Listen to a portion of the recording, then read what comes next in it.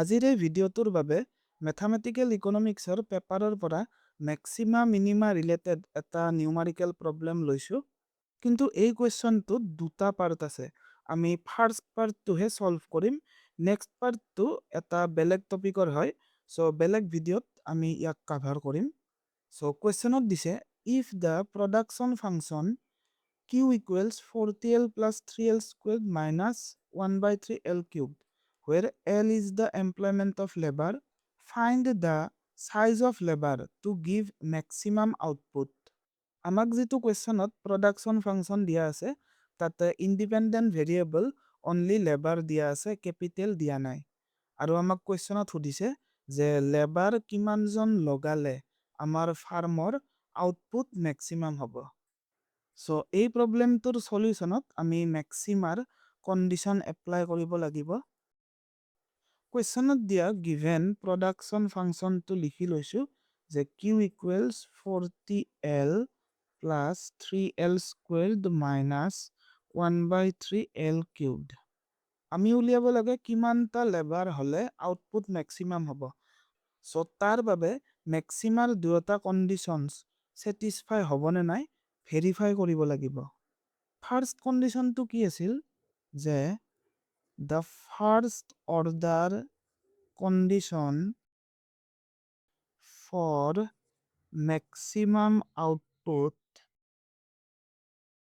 requires maximum first order condition to কি আছিল যে dy dx is equal to 0 ইয়াতে হ'ব dq dl is equal to 0. So q function to আমি derivative উলিয়াম with respect to l. So d by dl of 40l plus 3l squared minus 1/3l cubed. Year derivative উলিওৱা 40l ৰ derivative 40, 3l squared ৰ derivative 6l, then 1/3l cubed. ইয়াৰ derivative হ'ব 3 into 1/3, that is 1. Then l squared, 1 into l squared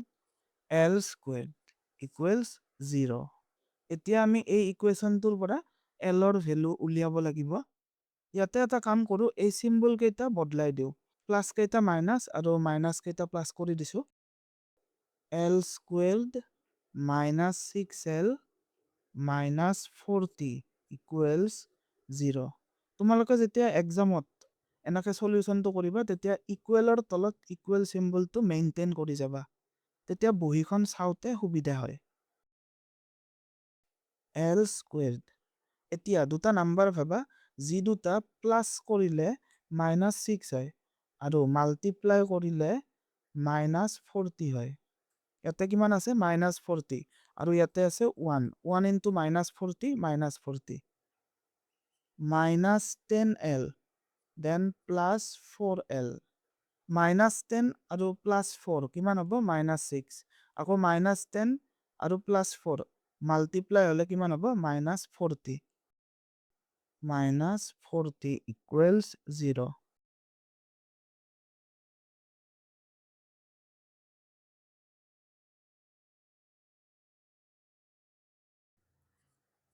l minus 10 equals 0 আৰু l plus 4 equals 0. l equals 10, l equals -4. l মানে কি যে number বা units of labour. লেবাৰৰ units কেতিয়াও negative হ'ব নোৱাৰে। So আমি লিখিব লাগিব যে since units of labor cannot be less than 0, so l equals 10. So units of labor যদি 10 units হয় মানে 10 জন যদি আমি লেবাৰ লগাও তেতিয়া production functionৰ derivative 0 হ'ব।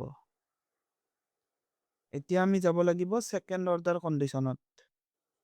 আমি এনেদৰে লিখিব লাগিব যে the second order condition for maximum output requires maximum second order condition to কি আছিল যে d square y by dx square is less than 0.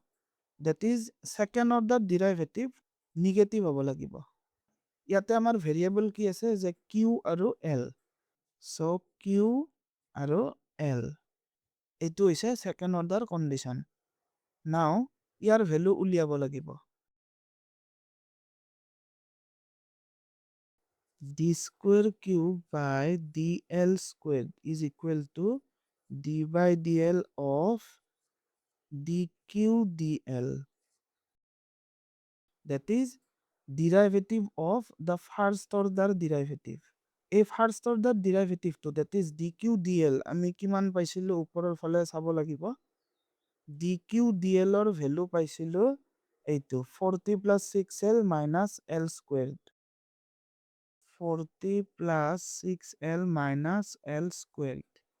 এতিয়া এই ফাংশনটোৰ ডেৰিভেটিভ উলিওৱা 40 ৰ ডেৰিভেটিভ 0 then 6l ৰ ডেৰিভেটিভ 6 minus l squared তাৰ ডেৰিভেটিভ 2l। So আমি second order derivative ফাংশনটো পালো। এতিয়া এই ফাংশনটোত l ৰ ভ্যালু পুট কৰি দিব লাগিব। l ৰ ভ্যালু আমি কিমান পাইছিলো 10। ইয়াতে চোৱা l ৰ ভ্যালু যদি দুয়োটাই পজিটিভ হলেতেন তেতিয়া আমি এই দুয়োটা ভ্যালু যে ইয়াতে পুট কৰি সেকেন্ড অৰ্ডাৰ কন্ডিশনটো স্যাটিসফাই ক'ত হ'ব হেতু চেক কৰিব লাগিলহেতেন। কিন্তু ইয়াতে যেহেতু আমাৰ l ৰ পজিটিভ ভ্যালু অনলি এটাই ওলাইছে সো তাকে বহাই দিম when l is equal to 10। এই ফাংশনটো কি আছিল এইটো d square cube by dl squared is equal to 6 minus 2 into 10। 6 minus 20 কিমান হ'ব minus 14। সেকেন্ড অর্ডার কন্ডিশনটোত কি লাগে যে সেকেন্ড অর্ডার ডেরিভেটিভ আমাক 0 তকৈ কম বা নেগেটিভত লাগে আৰু ইয়াতে নেগেটিভ হৈছে that is less than 0। So first আৰু second order condition দুয়োটাই satisfy হৈছে কেতিয়া যেতিয়া l বা লেবাৰৰ ইউনিটস 10 হয়। So ইয়াতে এনেদৰে লিখি দিব লাগিব যে since both the conditions for maximum output are satisfied, hence output q is maximum when l is equal to 10 units। So এইটো হৈছে আমাৰ ফাইনেল আনসাৰ।